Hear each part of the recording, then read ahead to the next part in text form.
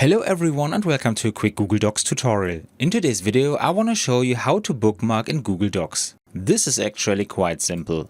First I open Google Docs and I have a lot of text here. But so that I don't have always to scroll through the entire text, I can insert bookmarks at certain points to which I can jump directly with a link.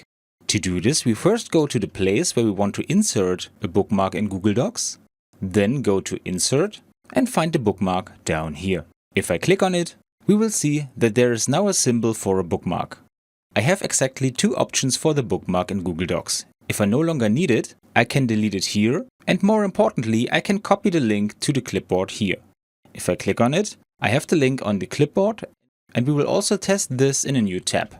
And as soon as I have entered the link, we will see that Google Docs jumps directly to the place with our bookmark. And that's all you need to know. I hope you enjoyed the video and I will see you again in the next tutorial.